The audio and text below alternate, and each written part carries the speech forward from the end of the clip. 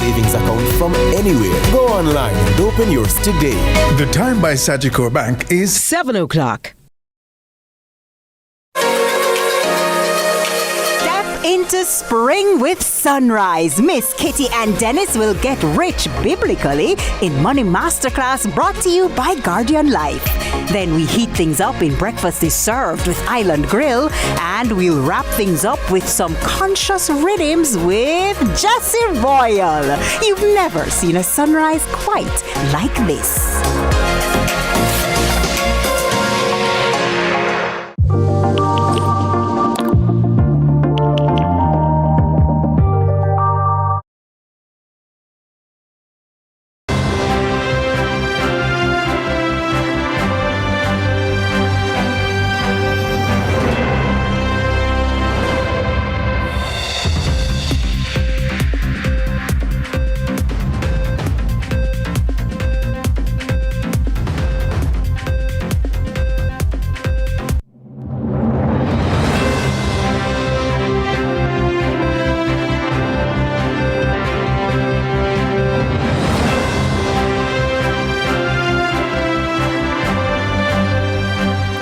Tonight in CVM News at 7, Western Westmoreland runoff leaves JLP supporters pensive.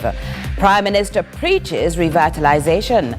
Fathers address their importance in the home, and Justice Ministry targets persons with disabilities in Trelawney. For Inspire Jamaica, a rare case of hair-sprung disease, the rare blocked bowel condition. See a child before surgery today. While in sports, Steve McLaren says there'll be no easy Gold Cup games for the Reggae Boys.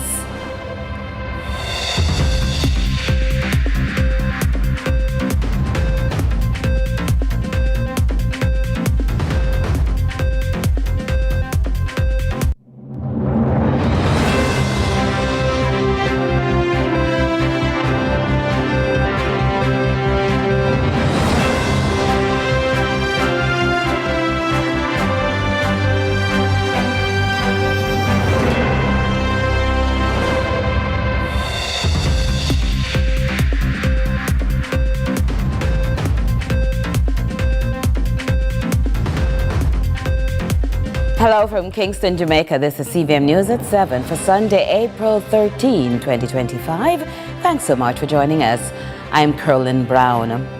Well, up to late evening, there was still uncertainty as to who won the runoff in Western Westmoreland to be the standard bearer for the governing Jamaica Labour Party, the JLP, in the upcoming general elections. At the end of Sunday's voting at the Little London and the Grange Hill High Schools in the parish, no one knew definitely who was the winner. We will have more for you on that later on in the newscast. Meanwhile, the Jamaica Labour Party conducted a selection exercise in Western Westmoreland today, where party workers voted to assist the party in determining its candidate for the constituency.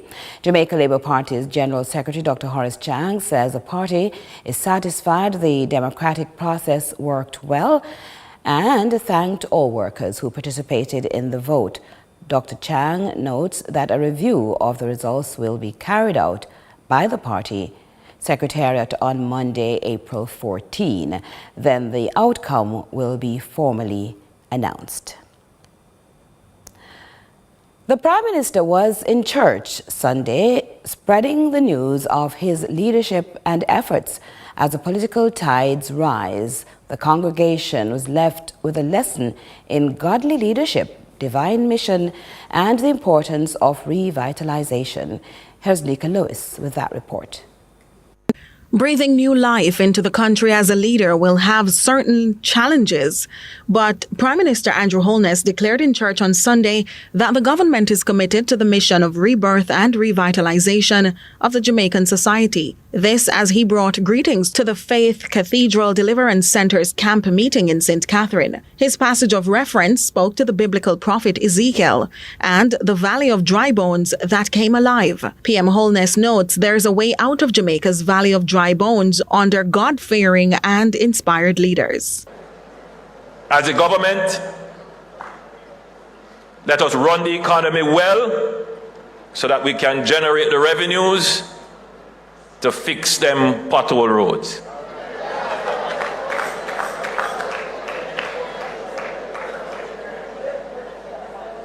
To spend the money on national security so we can address the gangs that are extorting the members of the community.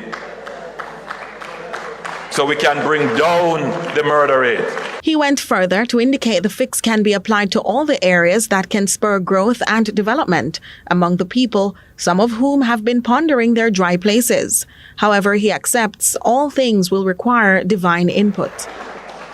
Let us fix the economy so that it generates jobs, so that we are now only at 3.5% unemployment, the lowest in the history of Jamaica. Yes, there are things that we can do to rattle those bones and to cause the muscles and sinews and flesh to grow.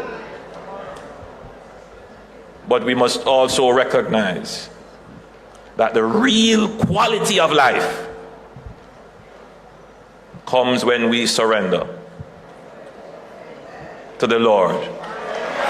The Prime Minister's mini-sermon around the theme, Come Alive in 2025, continued as he notes the nation must allow the true morality and spirituality to enter lives, giving new life to muscles and allowing happiness over time. It is at this second level of restoration, revitalization, and resurrection that we begin to understand that while the first level is important, going to the gym, changing our way of life, and all of that is important,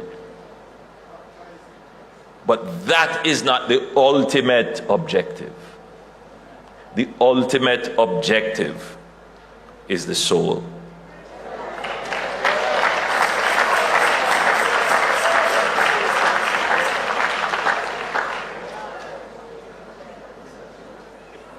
And we want our souls to come alive in 2025. Nika Lewis, CVM News.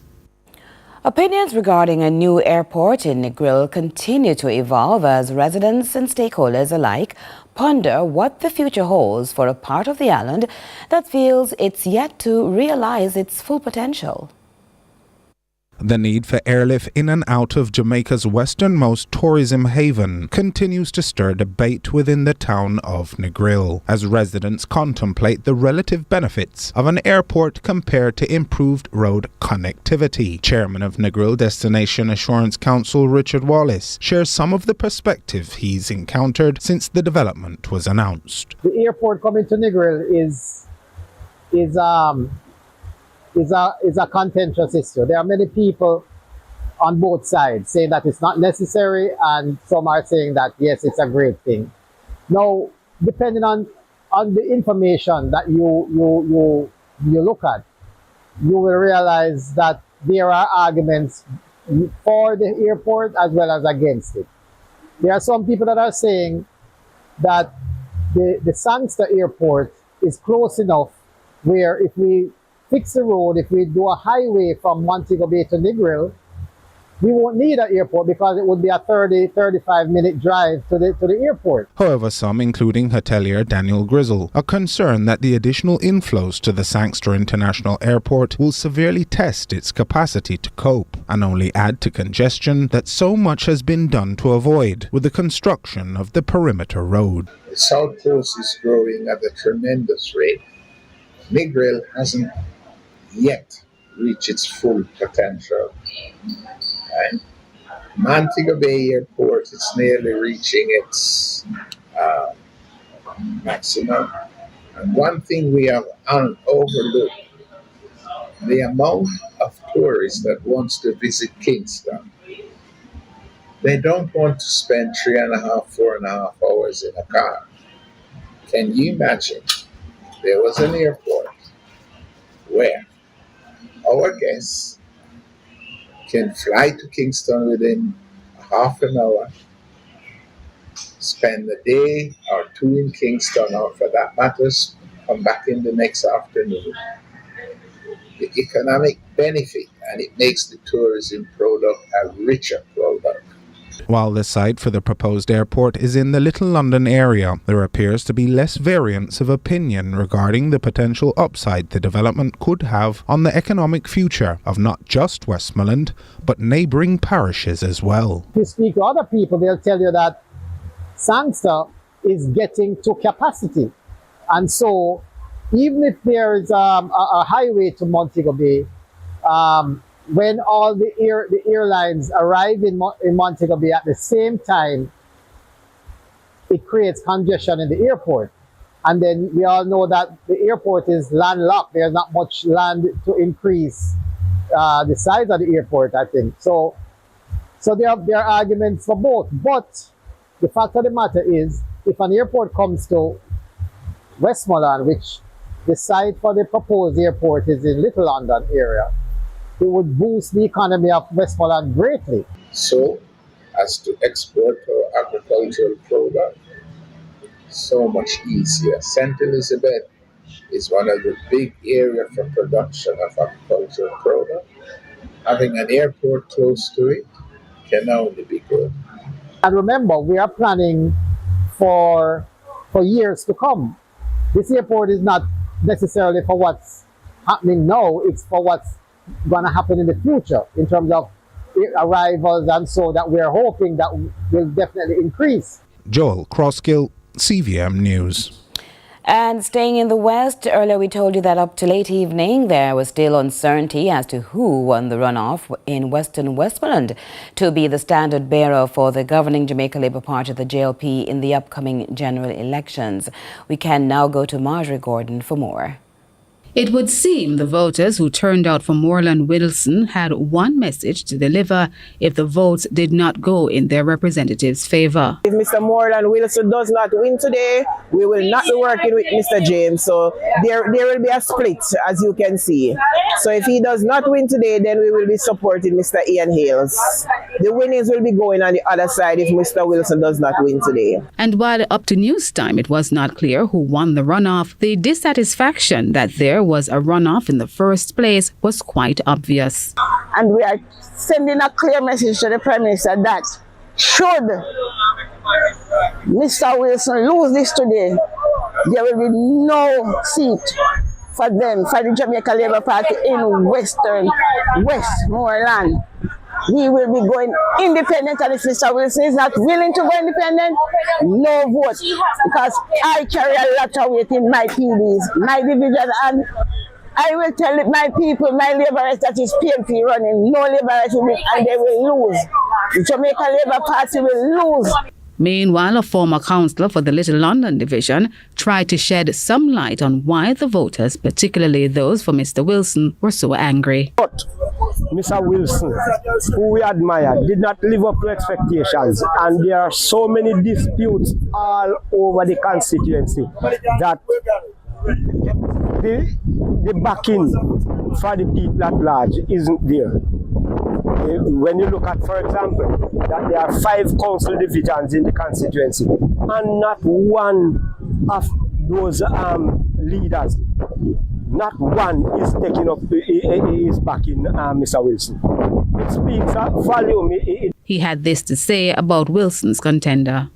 The people are strongly of the opinion that Mr. James would serve the constituency better. He has this kind of communication across the constituency. You know, that has popularized him in a number of ways. As the peak time for carnival activities draw closer, and the Mayor of Kingston, Andrew Swaby, warns organisers to get proper approval for their planned activities, Adrian Williams got this feedback. With Mayor of Kingston, Andrew Swaby, applying pressure on carnival promoters and organisers to apply for the requisite permits in order to carry out activities on public thoroughfares, Director for GenXS, one of 3 soca bands, Keno Johnson, responds with assurance that there is no need to worry about the request. At GenXS Jamaica, we are most certainly fully supportive of the KSAMC's call for proper compliance and planning surrounding Carnival in Jamaica activities. we surely welcome His Worship the Mayor, Councillor Andrew Swaby's reminder and charges, and we appreciate the work that his Carnival Secretariat has done. We will continue to work with them to help to create a smooth process for all stakeholders. He highlights that every effort will be made to keep the space clean. With our cleanup crews, with Recycling Partners of Jamaica, we'll ensure that the streets of Kingston and St. Andrew are as pristine and beautiful as they were pre-fet to post-fet. Because after you come here playing mass with Gen XS, we want to ensure that our beautiful island still keeps ticking and is as beautiful as we all want it to be. Yard Mass and Exodus Carnival bands have also applied for their amusement license. Adrian Williams for CVM News. Persons were out and about for the Trelawney leg of the Ministry of Justice's Legal Aid Fair for persons with disabilities, where assistance with legal issues and other matters were on offer. Several people, including persons with disabilities, attended the Legal Aid Council's Justice Fair for persons with disabilities in Water Square, Falmouth, Trelawney at the start of the weekend. The fair, hosted by the Justice Ministry, forms part of the ministry's initiative to make justice more accessible to Jamaicans, particularly the most vulnerable in the society. Members of the community of persons with disabilities and the general public had access to justice services, including expungement, victim support, estate management, child diversion, restorative justice, and legal aid. Executive Director at the Combined Disabilities Association, Gloria Goff, says the agency has been partnering with the ministry through the Legal Aid Council to assist in the mobilization of people with disabilities from various parishes. So we are really proud of being a part of it. And we are happy that the Ministry of Justice has seen it fit to put on this program. And what it has done, although it says for persons with disabilities, a whole lot of persons without disabilities attend and also benefit from the services. Many from the disabilities community who participated described the fair as informative. There was also advice for other entities to support persons with disabilities. To other agencies, find out about the technology that is out there, because disabled people, we're a part of this nation. We add to everyday culture. We do business like anybody else. All we ask is that you facilitate us, put the necessary things in place to make sure that persons with disabilities can operate just like anybody else in our lovely nation. Other services were also made available through related government entities, including the Heart Trust NSTA, the National Housing Trust NHT, and the Registrar General Department RGD. Society has long argued absence of fathers in the home is accounting for the brokenness in countries. Well, this evening, some of those fathers who stay shared their thoughts on their role and importance in society and the home. This is an introduction to an initiative birthed from a foreign profit bent on restoring family life and society. If we don't raise the kids, then the crime and violence that is happening now have a lot to do with parenting. Parenting contributes to a lot of the crime and violence. 100%. I strongly believe so, because I've lived there and I know. If a lot of me and my friends, as I said, the village raise us, and back then, old people have saying that, you have to have manners, you have to be respectable. A lot of kids pass here now, and they pass the elders, and it's like they don't exist. Even now, as an elder, as an adult, I pass and say good evening, good morning, and a lot of kids pass here, they don't say a word. You were reared, right. Trained a child in the way it shall be. So if they pass and say, hey, good morning, son, and they say good morning, the next time you pass it, then it return the favor, and I'm like, that's what I need to do. And to all the young parents them out there with a father, the single mothers, trust me, especially the fathers. Your son or your daughter need you. Still in the home, onions might be a kitchen staple, but behind every bulb is a farmer with a story and a whole lot of hard work. Here's Britannia Whitto with Farming Forward.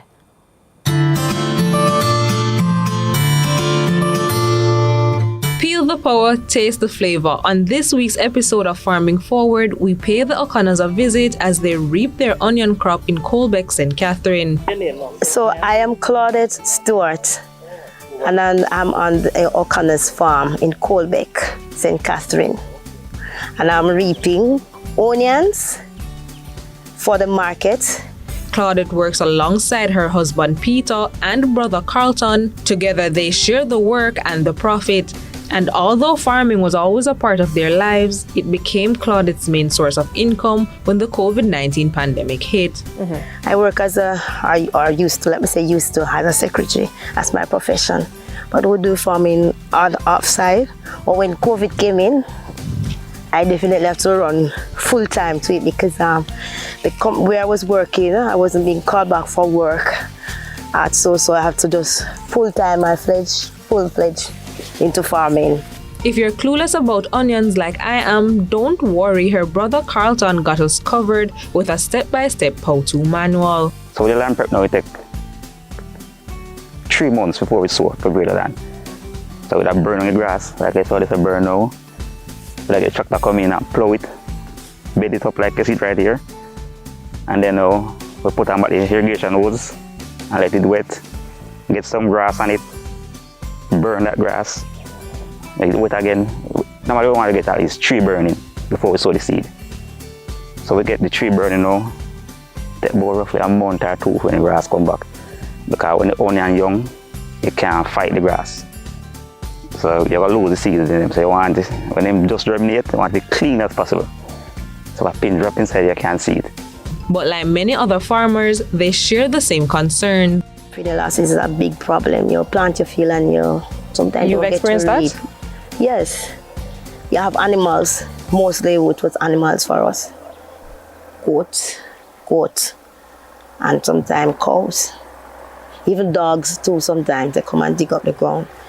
And yeah, and we would love that we have good roads. We don't really have any good road when they have to come in. When the rain fall, we can't come on the field because sometimes we have no road to come in. At the end of the day, whether it's planting onions or navigating the ups and downs of farming, it all comes down to passion, patience, and a little help along the way. Happy Farmers Month. Here's to farming forward.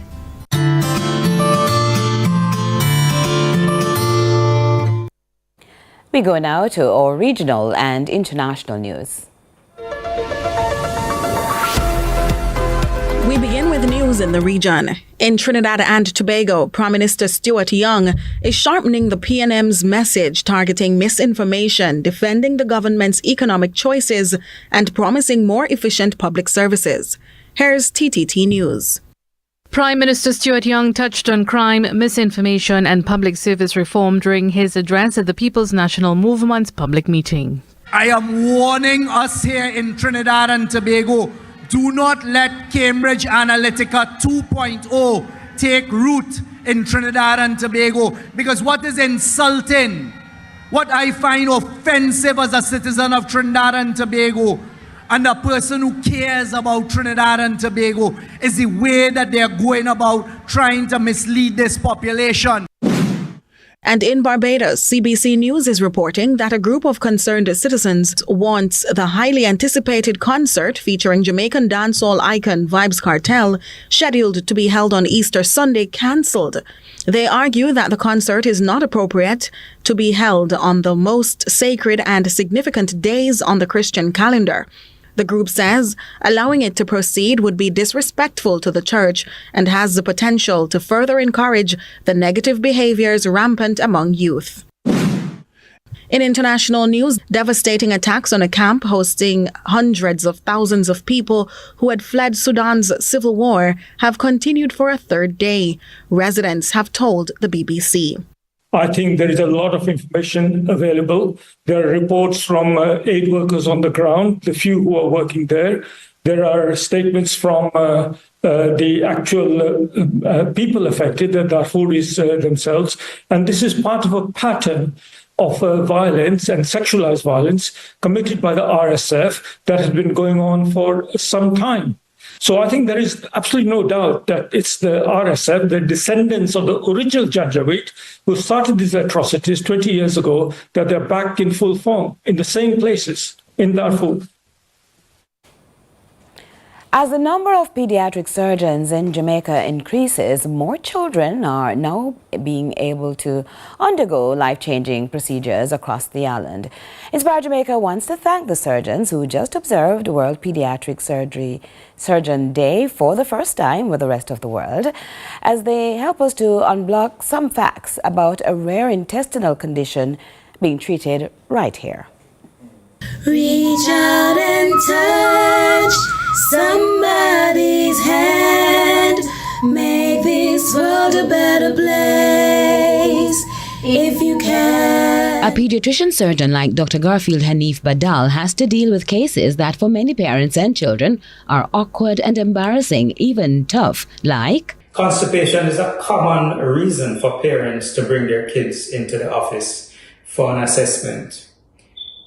Of course, the causes of constipation in the pediatric population stems from a number of diverse causes, from very simple problems to more complex problems. Today we shed light on the unique Hirschsprung disease.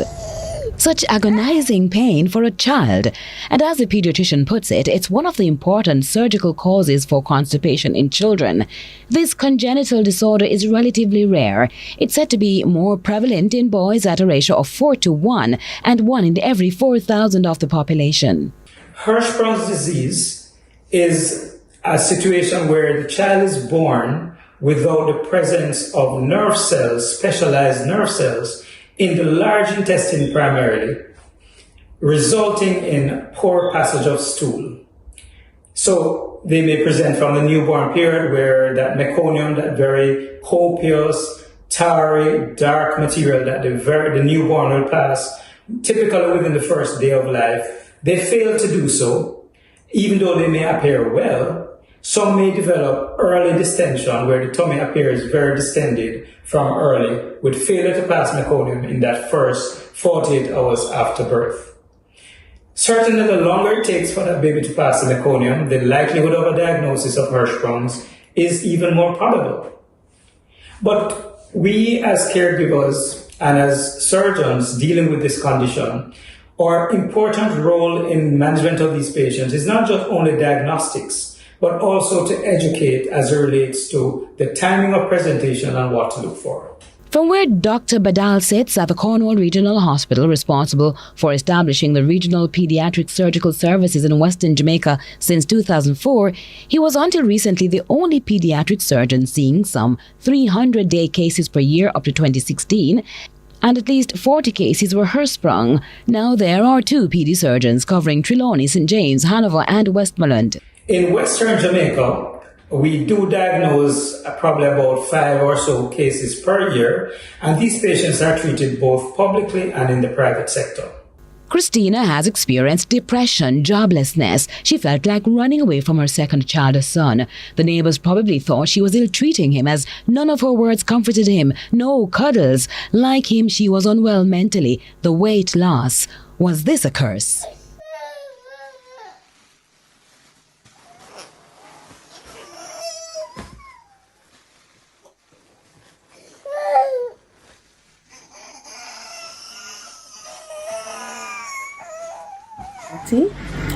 Three months after my son Caden was born, I realized he was constantly crying. Many visits to doctors, hospital, back and forth, doctors, hospital. Different changes in his formula, but nothing changes. The crying continued. Patients with Hirschsprung's disease suffering with long-standing constipation requires urgent diagnosis and the management of the complications. So the patients with undiagnosed Hirschsprung are the ones that are likely to die from Hirschsprung's disease. Sleep was like an enemy until they met the child-friendly Dr. Badal. I did many research after Dr. Badal told me Caden will have to do different stages of surgeries to have this corrected. I'm so stressed, my world turned upside down. this is my first time experience the situation, so I was losing it. Stage 1 was a biopsy where he checked to see what was causing the constipation. Stage 2, the affected part of the colon was removed and a stoma was created in the navel area to allow the stool